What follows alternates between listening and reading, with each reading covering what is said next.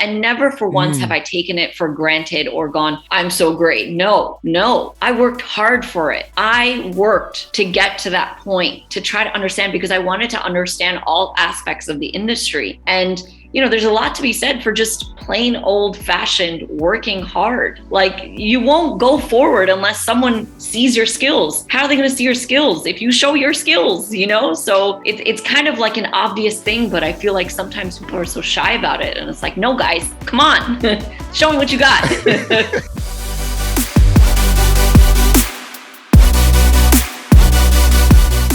Hey everyone, and welcome to the Academy Podcast with the #1 international best-selling author and multi-award winning success and life coach, Kamil Shah. I want to thank each and every one of you for taking this opportunity to grow together with me, Kamil Shah, and my guests on this program. Each episode of the Academy Podcast is filled with insights and wisdom from my guests, which I believe can have a profound impact on the way we live our lives. Without further ado, let's dive in. Hello, Mom. Hello, Dad. Good morning, good afternoon, good evening, wherever you are. I hope you are well, staying safe and healthy. As you may already know, this is not the Kris Fade Show. However, you might find the show equally entertaining and insightful. This is the Academy Podcast with your host, Kamil Shah. Okay, I'm going to stop there. I'm not going to do any more of the impression. I'm sorry, Kris. Honestly, I've known him for 14 years. I think you have a better accent than I do. So good job. I'm sorry, Kris, if you're listening to this. So I'm absolutely honored today to be in the presence of a special human being who, if you live in Dubai, you will know is one of the voices that brightens up our mornings every morning. Okay, she is none other than radio host and presenter on Virgin Radio, Priti Malik. Priti was born and raised in New York City to Indian-born parents. Growing up, it was a balanced mix of Bollywood films and Backstreet Boys. I love that. Okay, we'll come to that in a minute. Yes. She originally wanted to be a lawyer. Now, this is quite interesting. But one fine day, she was in high school, and Priti decided to pay a visit to the MTV studios to watch a taping of Total Request Live. Now, while watching VJ Hilarie Burton do a few links, she realized that this was definitely more her vibe. So she decided to go with broadcast journalism and never looked back since. Priti's been working in radio and TV since she was 17. Whether it was a promotions intern for a radio station, working on stories for Diane Sawyer at ABC, or running her own morning show at her college radio station, Priti always kept herself in the industry. After graduating, Priti came across the Arabian Radio Network here in Dubai and decided to give it a shot. So in 2008, she moved to Dubai to work as a news presenter for Virgin Radio. Now she's the co-host of the Kris Fade Show. Welcome, Priti. Hi, what an intro. Thanks for having me. Awesome. I'm absolutely thrilled and delighted. First and foremost, Priti, for you for saying yes to jump on the Academy Podcast with me. And I think I speak for many people out there who live in Dubai. It's absolutely amazing what you and the guys do every morning, because it really brightens up our days.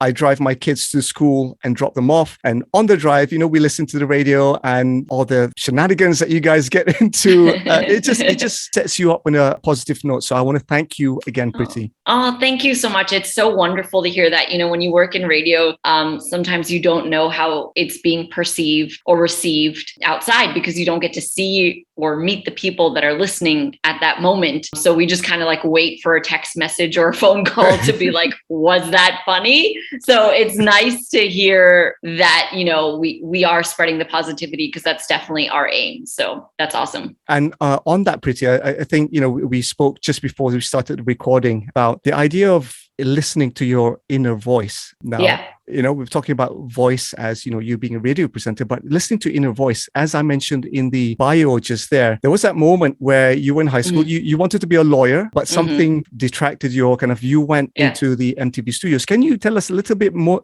about that story? So when I was in junior high school, I grew up in New York City. So I'm a product of the New York City public school education system. And when I was in junior high school, so that would be at the end of my junior high school, which would be 8th grade, we were given an opportunity to kind of apply to high schools that are still public schools, but that have specialty classes in certain things. So I had applied to a few schools that had law programs. This is back in 8th grade, because I figured that would be my track because I loved talking, if that makes any sense. Like I just figured that's the best opportunity that I have. So I did not get accepted into those specialized programs. What I did get accepted to was my high school, my alma mater now called Townsend Harris High School, which is primarily a liberal arts type high school, very focused on arts. And while I was in high school, we had one of those like half days, and living in New York City, it's our playground. So we're like, hey, one day let's go to Times Square and stand outside the MTV studios. They're right in the middle of Times Square.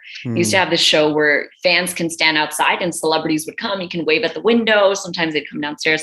We're like, let's just go. Let's just see. I think someone from Harry Potter was there that day. So we're like, let's go, we'll try to catch a glimpse. And as I said, Hilarie Burton came down, and she's an actress. She was on One Tree Hill at the time. And she came down and she was doing like a live link, like, oh, look at the crowd here to see whoever it is. And I watched her do this and I was like, that's what I need to be doing. Like I knew at that moment, when you talk about inner voice, there was something inside of me. There was a gut feeling that said, this is it. This is what I'm meant to be doing. I took a picture with her that day. I still have that photograph with me and of that moment, because it's a very pivotal moment in my life. And I think I was 16 at the time. So still quite young, if you think about it. And I went home and there were a few MTV VJs and presenters that obviously we saw every single day on TV. And I Googled like, what did they do in college or where did they go? And a lot of them did broadcast journalism. I had no idea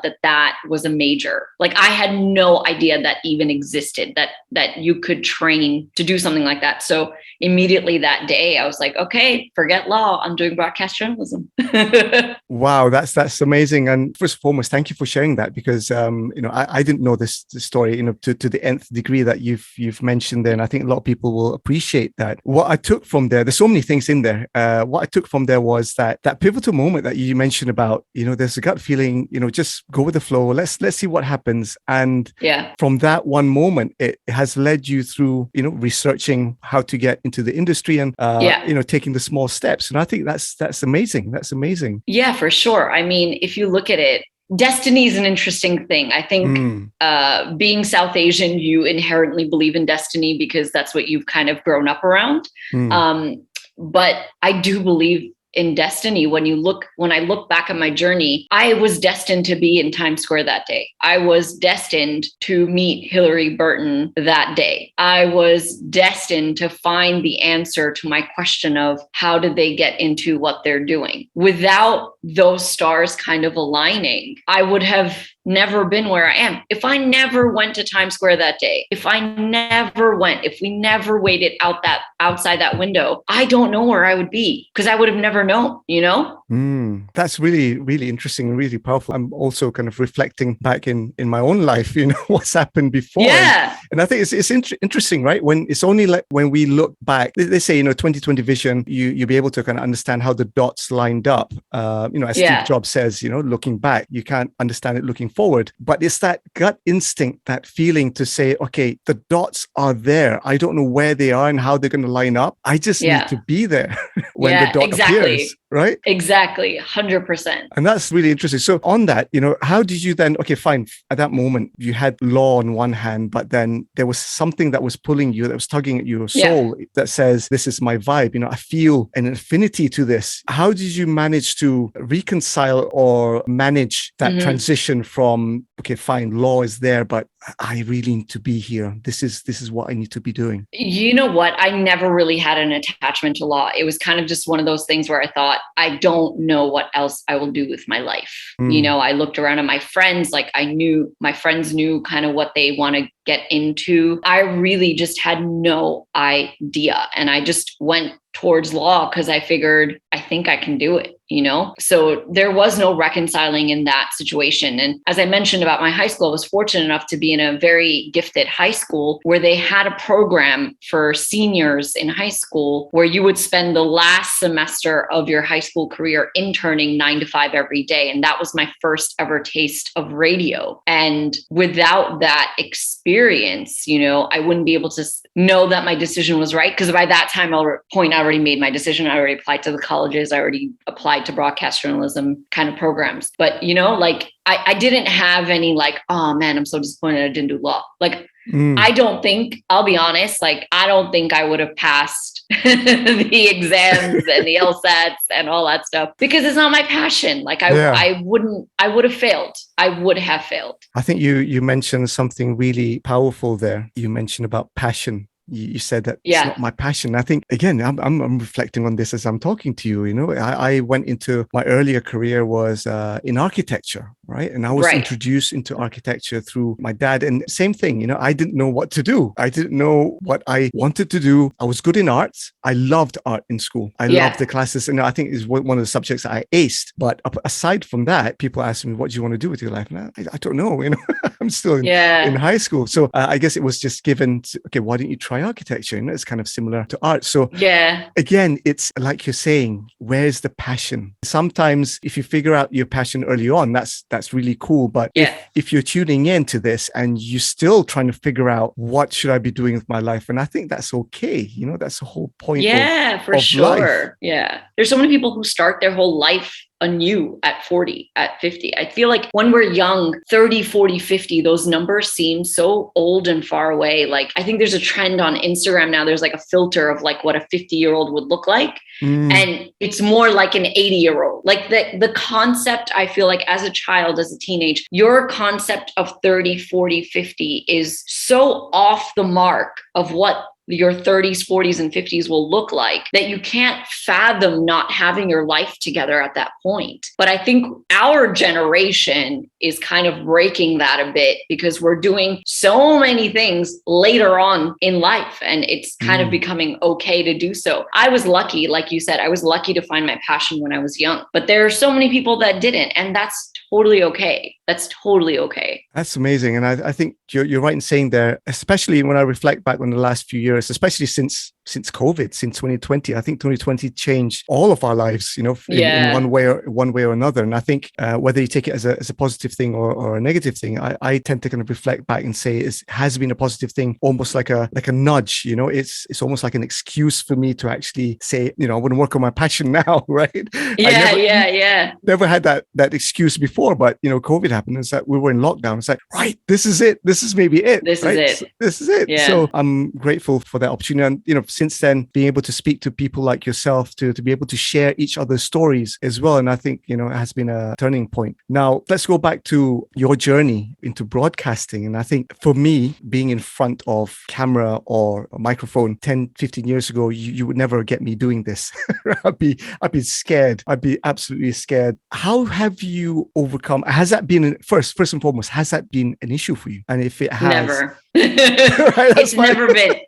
So I grew up performing, dancing, since I was 3. So I've been on a stage since I was 3. And I think for me, being on a stage just became so normal because I'd started at such a young age that it didn't faze me at all. Do I get nervous before I, let's say, walk out onto a stage? I don't think it's nervous in a way where I'm frightened. It's nervous as in I can't wait to get the show on the road energy. It's that kind of energy. It's like, okay, I want to make sure everything's correct. I want to nail the intro. I want to nail it all. So I think it's that way. But that's just my upbringing. I grew up in a very musical household in a place where there were parties with my parents and their friends every weekend. I was always performing in front of my parents' friends, and we were always performing on a stage, whether that was on a microphone or whatever. I was always performing in one aspect or another. So for me, that kind of fright did not exist or does not exist in my realm. you were in the surroundings where that was present. I'm having a lot of conversations with people recently. People say to me, Camille, I really want to do this, but I don't know how to start. And I think you've touched on a very valid point there about your surroundings. Your surroundings matter. So if you want to start something, I think the first thing is to try and associate yourself with, make sure that the people around you are the ones that are going to be supporting what you're going to be doing. And I think that's an easy win because you don't need to do much. You just need to be around people that are already doing it. Yeah, 100%. It doesn't even have to be exactly doing the same thing that you are. It's more so that they're going to give you the environment to foster your whatever it is. I mean, if you want to start an accounting firm, you may not know anyone personally within your immediate family who knows a thing about accounting or starting a business, but you better have someone around you who's going to be like, what can I do to help you? Okay, you're going to have to spend extra hours doing this. Can I cook for you? Can I do something else for you so that I can make sure this environment is conducive to what you need to get done? It's about having that support system. And as you said, like I grew up very fortunately in that musical family. So whenever I said I wanted to perform, it was never suppressed. It was like, yes, of course. What song would you like? It was like, sure. And it was welcomed with open arms. So it's all about your environment. And again, we have to kind of have a caveat to that, is that not everyone has that encouraging, open environment to be with. And I think that's where you kind of reach out to friends, or if you're in university or school, teachers, guidance counselors, or whether it's, colleagues in your office who are like-minded, trying to find your tribe. It doesn't have to be your family. It could just finding at least that one person who will kind of hold your hand when you need it. Great advice there. And as you mentioned about, starting the accountant firm, or if you want to go into any particular career or field, if you're tuning into this, I remember one clip that Gary Vee posted way back. This was pre-pandemic at that time. And I still remember it.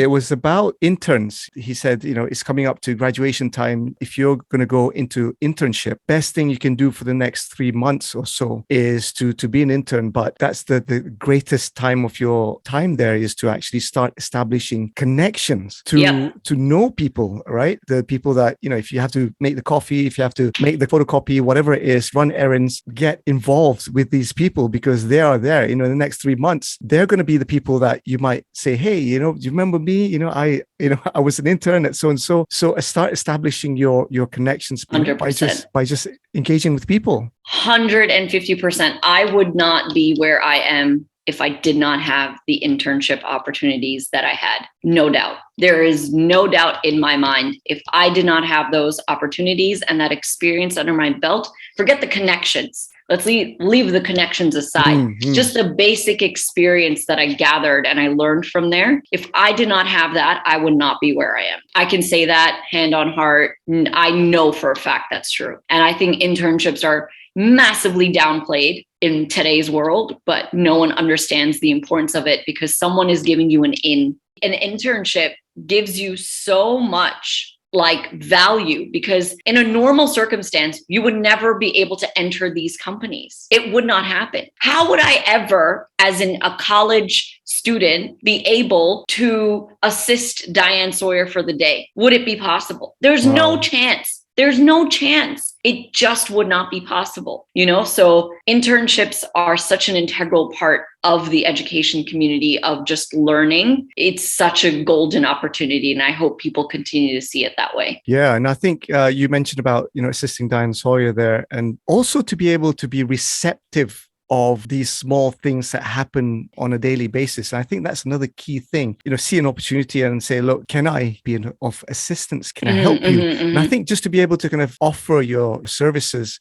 for free, because 100%. I think nowadays, it's all about money nowadays, people saying, okay, so how much is it going to cost? And I said, well, why can't I just do it for free? Just to connect, just to see what it's like, just to experience it. And I think just to be receptive to that. Yeah, for sure. So my first internship, as I mentioned, was in high school. So my senior year of high school. I just turned 18 at the time, right? So I'm about to graduate high school. I was in a program, that radio station had high school interns and college interns. I worked so hard hard because I knew this is an opportunity of a lifetime. I went and got coffee whenever anyone needed it. I went and developed camera like film because back in the day, that's what you did. We didn't have that digital stuff. The Kodak. I did it. The Kodaks. I went and did it. They needed to clean the prize closet out. I was the first person to do it. They needed someone to sift through all the prize winners, call 500 prize winners and tell them their tickets will be available here. I did it because I did those things and I did it efficiently in a manner. And I always said, hey, is there anything else I can do before I walked out the door? And that's okay if it meant I had to stay an extra hour. Was I ended up becoming the team leader of the interns, but I'm leading people who are 6, 7, 8 years older than me. I'm telling them now what to do on their job. I assemble the team and I say, you're going to go to the movie theater. You're going to go over here. You're going to go over here. You're coming with me. I'll see you at 2:30. Like those are the things. I don't take that stuff for granted. That would never happen if I didn't work beyond my hours. Yeah, it said 9 to 5 on my sheet, but there were days that I was up from 2:00 in the morning, working an event for the radio station, then did a full day's work, finished at 5 and said, hey, I know you're doing an event at a movie theater. Can I go and host? And they would say, 100% you can. But I've been up since 2:00 in the morning. Wow. But how would I gain the experience if I didn't take the opportunity? Where else would I get an opportunity like that, And anyone who's young and who's listening to this and you're at an internship while you're in school and you're like, yeah, but I'm not getting paid. I'm only getting credit, whatever it is. Think about the possibilities. Ask about doing things that are outside of your job description. And I promise you, the world is going to open up and it's going to be worth it. Wow. Wow. Amazing. I love that, Priti. Thank you. Thank you for sharing that. I've just got goosebumps here. I'm all gung-ho. I'm all gung-ho now. You mentioned 2 key points there. I got from what you mentioned there. You talk about first value, right? What value can I bring? I'll come to that in a minute. And you talk about leadership, right? Yeah. First thing, of value. Now, when you were talking there, I got reminded of a famous quote by Jim Rohn, who's Tony Robbins' mentor. And on my commutes every morning, I used to just put Jim Rohn. It will be the same thing over and over again. It's almost like ingrained in my brain. Now, Jim always talks about bringing value to the marketplace. That's something that everyone has access to, that you can bring extra value to the marketplace. That's how you stand out, because for sure, as you've just mentioned there, you got noticed for the tenacity, the integrity, the energy, right, that you brought to the place. Say, what else can I do? What else can I help with? I can do that. Yes, I go beyond your means without even thinking about the money aspect of things, right? Because that will come later. That will come later for sure. And that come to the second point you mentioned about leadership. And you were technically promoted to a leadership role, even though you were an intern. Yeah, I know. But, you won't know until you try. You just won't know. Like, at that job, I did so many different things, and I'll never forget that time that I was there. Like, I'm 18 and I've been given special permission to go to the China Club in New York City, which is 21 and above, and take care of the VIP area and make sure no one gets in to talk to the artist. I'm checking wristbands. I'm 18 years old in high school, like, what is happening? Like, and never for once have I taken it for granted or gone, I'm so great. No, I worked hard for it. I worked to get to that point, to try to understand, because I wanted to understand all aspects of the industry. And there's a lot to be said for just plain old fashioned working hard and bringing your skills to the forefront and trying to figure it out. Like, you won't go forward unless someone sees your skills. How are they going to see your skills if you show your skills, So it's kind of like an obvious thing, but I feel like sometimes people are so shy about it. And it's like, no, guys, come on, show me what you got. You're right. It's just, there's no substitute for graft, for hard work. You just need to roll your sleeves up. Fine. There will be that 1% that things happen for people. But I still believe that to understand and to get ahead, there's no other way. You just need to kind of work. You just need to get down there and just work at it and start. And you mentioned some people have a fear that stops them. And I think that's really interesting. If I can just have that conversation with you about fears that people have. Now, you've been on Virgin Radio for many years now and have had many conversations with people. What do you feel is a prevalent fear for people when they try to get into the passion? I think one of the biggest fears that people have, and I'm going to kind of divide this a little bit. So on Women's Day this year, we kind of had a random conversation at the end of our show. And it was, all of the women on the station. And we kind of just gave our piece, like, what do you want to say on this Women's Day? And I ended up saying, women often tend to hide their accomplishments or not speak up about skills they may have or things they have conquered, or, if an idea is theirs, to fully claim it. A lot of times, I'm not saying this is a very broad generalized statement. This does not happen all the time, but it happens often enough for a lot of women to feel it. I feel like we're always like, no, it's him. It was all him. No, it was her. No, we all should. No, I think that's one of the fears that a lot of people have. There's a very fine line between being egotistical and full of yourself, and on the other side, being proud of how far you've come and being able to share about your accomplishments. On a normal conversation, you and I, Camille, I would never tell you all the things that I just said. I would never sit down and pull out a resume and go, these are all the things that I've done in my life. It's all about context. I'm not saying it in a way to say I'm better than someone. I've worked harder. I've had cooler experiences. No, I'm not saying it for that. I'm saying it because I worked hard to do the things that I did in my life. And if I don't share it with you at this moment, when else am I going to share it? So I think that's one of the fears that a lot of people have. And I think a lot of men must feel the same way as well. You're in a big room filled with executives and someone says, whose idea was it? And it's your idea, but you're like, it was all of us. No, it wasn't. It was your idea. And everyone else, sure, they helped you, but it was your idea, and it's okay to take ownership of that. I think that's a fear that a lot of people have, having that belief in your ability that, yeah, I can do this, And as I said, there's a very fine line between being full of yourself, egotistical, and possibly harming others along the way. The other side is you're still humble about it, but you're still proud of your accomplishments. I hope that answered the question.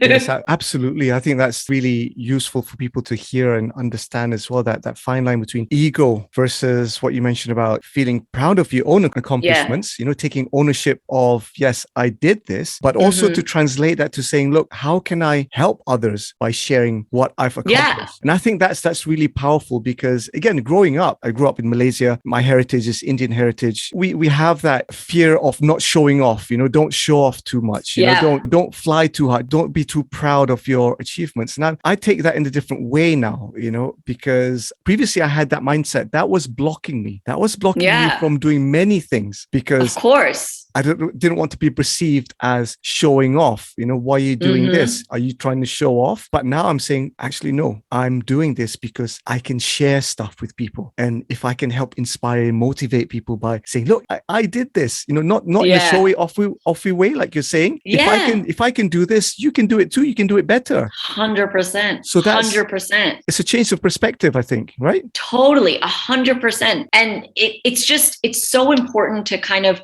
whoever's listening, like sit down, write your accomplishments down, whatever it is, finished college, paid off your debts, bought a house, got married, started a family, got promoted at work, finished a book you've been meaning to finish for years, whatever those wins are, if you start listing it down, you kind of realize, damn, I did it. I did it. What would you tell your younger self? If your younger self appeared in front of you and said, hey, what did you accomplish in life? You'd read out that list to them very proudly. And that younger self of yours would be like, good job. You did it. You thought you couldn't do it and you did it. There's nothing wrong in that. And it's exactly what you said. When that ego comes into play, that's when it's bad. That's when it's unnecessary. That's when it's not needed. No one needs that.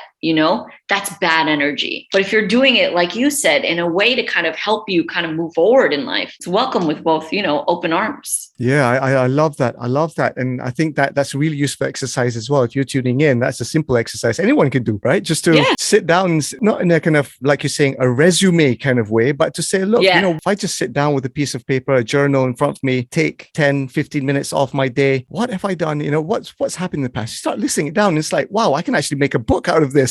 Right? Yeah, you realize it's a really interesting book. Yes, it is. It's your story. But unfortunately, we're always so scared to champion ourselves, So take that, do it. And it'll change your perspective on yourself, I think. And we talk about ego then. I think they say that ego exists in two states. There's a negative ego, which is what we usually talk about when we talk about ego. Yeah.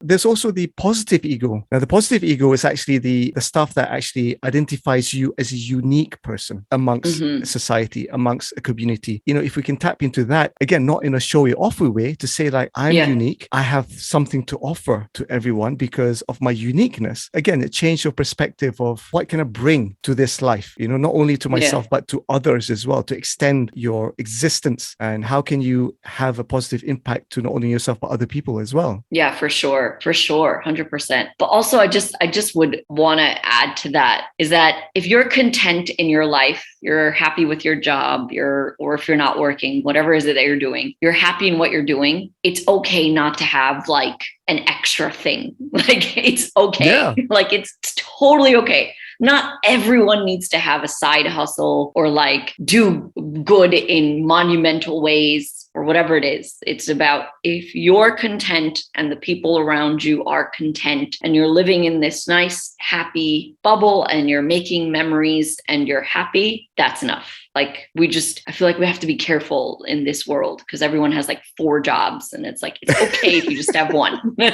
Just focus on one, you'll be all right. And I think that's the key though, isn't it? Work on one thing at a time. You might be doing 10 different things, but if you work on, like you're saying, if you're content, you work on yourself. That's something That's great. That's great. You don't need to, like you're saying, do the monumental stuff. I mean, working on yourself is a monumental stuff in itself. Yes, it is. Just being able to close your eyes before you go to sleep every day and said, I had a great day. That's an accomplishment, man. Like, that is a rarity, that is a rarity. Like, so if you have that in your life, you don't need the 3 side businesses. You'll be all right. Like, you'll be okay. Again, reflecting on my own journey, I've transitioned a bit. But when I first made that transition away from architecture, I still, love architecture, but I'm doing other things. Just at that point where I made that first transition, I was doing like about 4 or 5 different things. And I think that's the case with people when they first say, okay, I need to do something. And then you start to do 5 things. Everything. Like, and then you're all the things. Yeah. You're spreading yourself thin. And I wasn't any happier. I was like exhausted. I was like, you're way worse. Way worse. I was like, can I go back?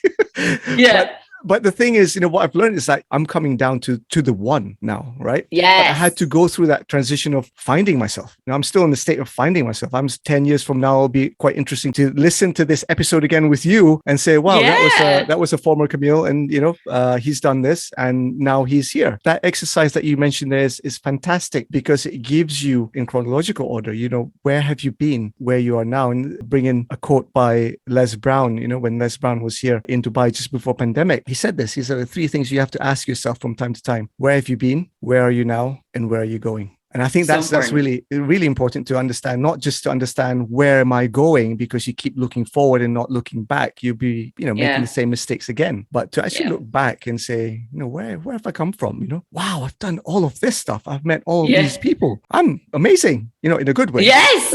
Yeah, it's okay. You are amazing. Look at you. If you have been able to go through everything and find a passion, and now you're happy with what you're doing, you have a day job that you're happy with, and you're doing this and you're happy in both of those things, and you found that balance, that's an incredible accomplishment. That is not an easy thing to do. It's not an easy feat. So it is amazing, like we should all champion our accomplishments for sure. Absolutely agree with that. And having fun, why I love you guys every morning. It's like, I even mentioned it, saying, I really want to get a job there because it's so fun. Imagine working. Starting off your day on a high, it just brightens up your day. And I think that's something most of us, we wake up from sleep, we feel groggy, we didn't sleep well at night. But to have simple things, I talk about morning routines in my other episodes as well, to lift yourself up, start off with a high energy, a state of energy, a high vibration. And I think, listening to what you guys are doing, it just lifts me up, listening to music. So I think those are the things that we try to catch them. There are moments in the day, we do it routinely. We don't think about it, but sometimes we overlook them as significant moments. I get you. Yeah, for sure. Oh, thanks for saying all those kind things. That's really awesome. Thank you. And that durian episode as well. I'm Oh God. I'm a big fan of durian, right? I'm a big fan of durian. It's popular in Malaysia, right? It is. It's like the season now, I think. But that episode, I don't know how you guys survived.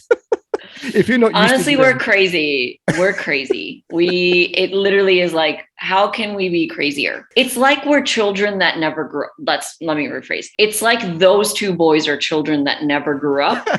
And I have the urge to be sucked into this childishness, but I have to control the chaos because someone has to be responsible in the group.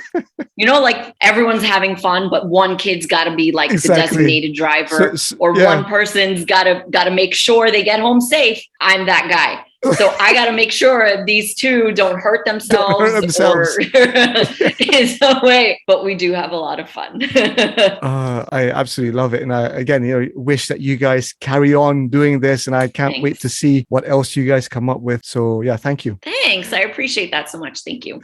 Priti, I'm really enjoying this conversation. It's just flown by. We're coming up to almost towards the tail end of the conversation. I have a few more questions, if you don't mind. I just want to kind of touch on a few things. Okay. We talked about the fear that people might have, the fear of exposing yourself. Sometimes people fear exposing their real self because of judgment or whatever it is. On the flip side, what would your advice be to someone who's reached that point but fails to take that next step? Well, I think it's such a situational thing, right? It just depends on what situation you're in. I can only speak from a point of view of radio. So when we have interns come through the door, the worst thing you can do, I'll just give an example, and I think that would answer the question. The worst thing an intern for me could do is not talk, not ask questions, and not tell me what they know what to do already. Worst things you could do. We know within 5 minutes of meeting someone whether they're going to last or not. 9 out of 10 times they will not last. And it's because they fail to do those things. They fail to be, hey, how are you? Nice to meet you. I'm blah, blah, blah. Okay, great. When we start to get to know you, what did you do in university? Great. You did broadcasting. What did you learn? Oh, and then there's silence. No. Tell me you know how to edit, what software you learned to edit on. Tell me you know how to run a board. Tell me you can be in front of a camera. Tell me you can run a teleprompter. Tell me these things because I will use that. I will not just make you help get my coffee or the printer or kind of teach you basics. I'll give you more accelerated things to do that will get you involved in the show more. I'll give you something to edit my interview, and that's something that's the best, I guess, example of what I can tell you is you can't go home and complain that you're not getting ahead when you are your own block. People are not mind readers. How will someone know you have the skills and the tools when you don't say you do? It's that simple. It's that one question of, hey, can I help on this project? And it's like, yeah, but you're not on this team. Yes, but I know how to do X, Y, and Z. Give it a shot. What's the worst they're going to say? No. What's the worst? And then what's going to happen? You just continue doing what you were doing. What's the worst that's going to happen? So I feel like don't be afraid to ask. But my biggest thing is be polite, be respectful, and don't come off as arrogant. Don't come off as entitled. Be respectful when you have these conversations. And yeah, that's the best way I can answer that. That's really, really useful for not only for interns, for anyone listening to this. Yeah. And I think what you've mentioned there about not approaching it from, yes, I'm entitled, or, I should be doing this. I should be doing X, Y, Z. And I remember Gary Vee mentioning this, an intern or someone just started in his company and saying, wanting to be the head of X department. And Gary saying, you've only been here a week. He doesn't know what you can do. Yeah. How is he going to know? Exactly. So approach it from a learning point of view. And that's always been my mantra, is that if I approach from, I want to learn, I can offer this, but I'm willing to learn. I'd rather someone come to me and say, look, I don't know how to do this yet, but I'm willing to learn. I can do X, Y, Z. 100%. It's kind of 100%. Related, right? So that shows initiative on that other person's part. 100%. Right? Yeah. for sure. So that's a really useful advice there, to communicate. What can you do? Communication is really important. If, like you're saying, we're not all mind readers, but to be able to communicate first and foremost. And I'm reflecting on a conversation I had with another friend of mine recently who took almost 10 years. He wanted to set up his own YouTube channel. He's been mulling over it, researching what's the best mic, what's the best thing. Before you know it's 10 years. That's it, dude. I'm going to give you a task tonight, not even tomorrow, tonight. When you go home, you've got an iPhone, take a video of yourself talking in front of the iPhone. That's your task. You need to do that tonight. I don't want to do it this weekend, whatever. Don't want any more excuse. Go and do this. I'm going to tell you right now, it's going to be rubbish. I'm going to give you good. I'm glad you said that. I'm going to give you a heads up. Yeah. It's going to be rubbish. It's going to be rubbish. But the key thing is you go ahead and do it, right? Yeah. And to be honest, I didn't think he would do it. And he did it. And the next day he came, you know what? Thank you for doing that. I said, why? I did it. And it was rubbish. But then I took another take. And then I took another take. And I took another take. Yes. And then that's the process, right? The process is, like you're saying, totally. Just do it. Communicate. Just do it. Just do it. Yeah. And no one's going to judge you on the first take. No, right? No, never. And it's just, everyone, I feel like all of a sudden has this fear of like, am I going to lose my job if I speak out of turn, or if I say this, or if I say that? You can't lose your job for wanting to do more. I don't think that's possible. And if you do lose your job for wanting to do more, then thank your lucky stars that you did, because that's not the right place for you. Exactly. That's not the right environment for you. Just thank your stars. So it's just exactly that. You know how I became the co-host, from news presenter to co-host, is because I just said hi. That's literally it. Wow. I went up and I introduced myself to Kris. And I said, hey, how are you? I'm Priti. I just joined the news team. I do the news for you guys sometimes in the morning. And we just started talking. I would go to the studio every day and talk to all the presenters. And I just, not with any intention. There was no intention in my mind or underlying like scheming intention that if I talk to them, it was purely because that's my personality. I just wanted to get to know the people that I'm doing the news for. Hey, if there's anything that you need, let me know. Yeah, if you need me to put something in the news, I got you. I'll do it. No problem. Get to know people. And then one fine day when Kris needed a gossip reporter, he went, Priti, are you free? Wow. Yeah, I am. Hey, could you come down and do this with me? Sure, no problem. And it worked. It's communication is so important. So important. Wow, amazing. Thank you. Again, thank you for sharing that story. Of course. Yeah, of course. Oh, awesome. Priti, I wish I could go on for another hour or 2 hours, because this is simply awesome. I'm loving this conversation. Oh, thanks. I think we've covered a lot about reconnecting with your inner voice, also addressing self-worth, that you are able to do it, and you have everything. Start where you are. You mentioned about, what are the tools and people that you have around you, and just go with it. Communication. We talked about communication. That's really important as well. So yeah, thank you for sharing all of this. Oh, thanks. It was so lovely to chat to you. It was so fun. Amazing. Okay. So Priti, last two questions before we go to the quick 5 question round. Yes. I know you're big on Instagram, but if you don't mind sharing with us again, how can people connect with you? You can follow me on Instagram, actually on all platforms. I'm Priti Malik, PritiMalik.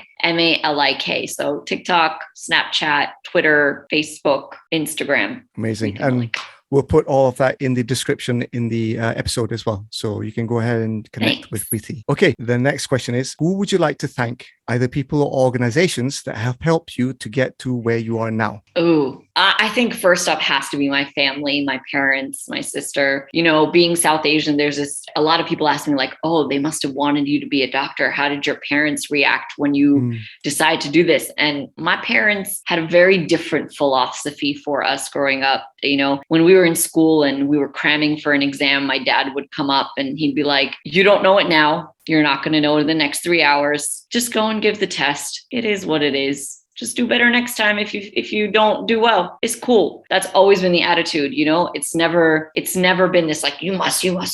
And when I switched to broadcast, I remember my dad saying like, yo, I don't know anything about this. Do you know what you're doing? And I was like, I think I have an idea of what I'm doing. He goes, will you be able to make a career out of this? And I said, yes, I'll be able to. Very naive at that time. And I went, yes. And he went, cool.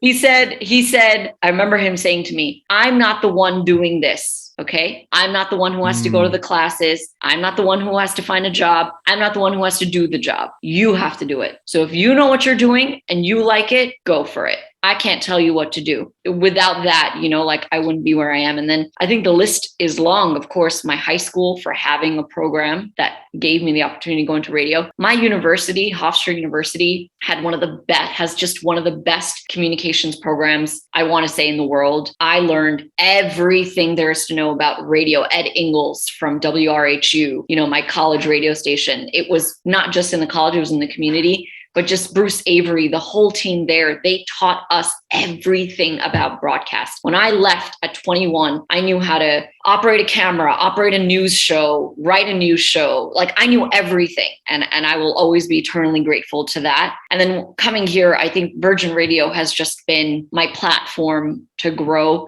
Kris has just been an integral part. Kris Fade has been an integral part of my journey. Not only is my best friend and my brother first, but, the allowing me to kind of foster my creativity and bounce off each other and learn from each other. It's just been phenomenal. Everyone who's been a part of this journey, there's too many people. I feel like I'm giving a speech, but yes, everyone. Absolutely. Thank you again for sharing that. Why I do this is I want to end off with gratitude. I want to end the episode off with gratitude. And if you're listening to this, take a moment, a few minutes just to sit down, just to kind of think about the people that have helped you along the way. And because, it's a nice thing to do. Okay, Priti, we have come to the tail end of the episode today, the conversation. I've really thoroughly enjoyed this. I wish we could go on, but we have a tradition here. We have the quick 5 question round. Okay. Okay. Are you okay to do this? Yes, I will say I did not do my homework. So let's see what comes to my mind. That's the best. That's the best. Unscripted. Okay. Question number 1. What is your favorite word? Love. Love that. I love love. Love that. I just love it. I'm a dreamer. So. Okay. Question number 2. What are you currently reading or listening to? I'm currently reading The Summer I Turned Pretty. I believe that's what it's called. It's a series on Amazon Prime, but I realized it was a book first. So I'm doing an audio book version, but I'm listening to that at the moment. Nice. Okay. So question number 3, what is the worst advice you've ever received? You want to be on camera?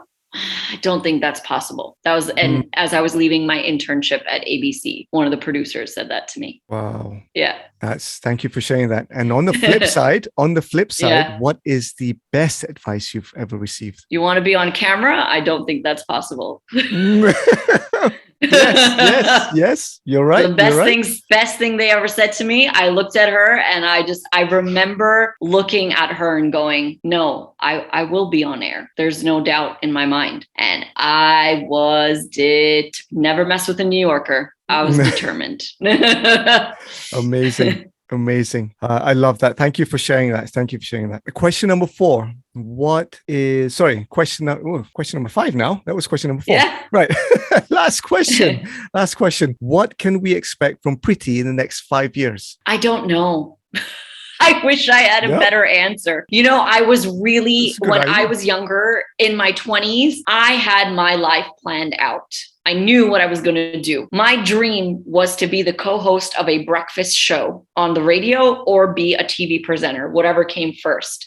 I became the co-host of a major breakfast show when I was 23, 24. And then it's a goal I thought I would take far longer to achieve. And once I reached there, I didn't make any plans after that.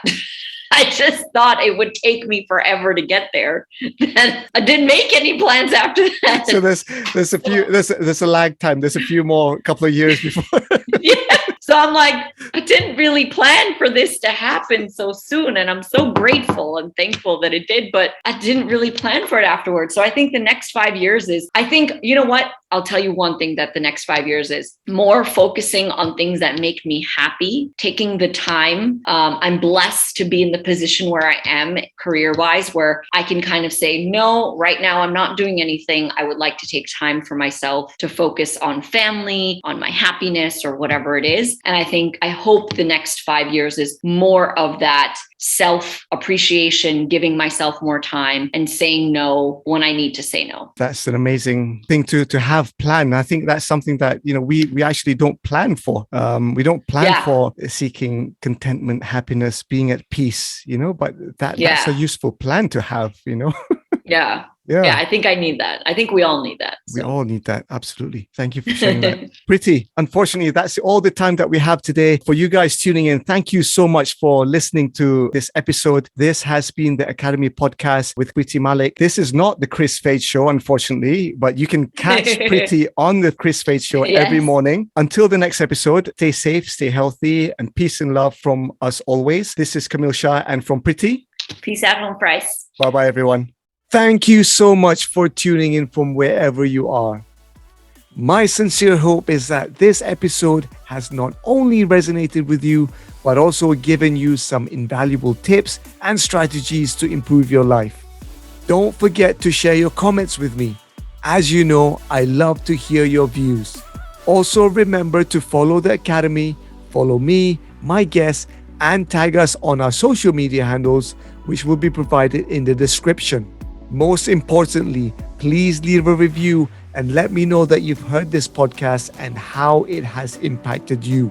Until the next episode, stay safe, stay healthy, and peace and love from me always.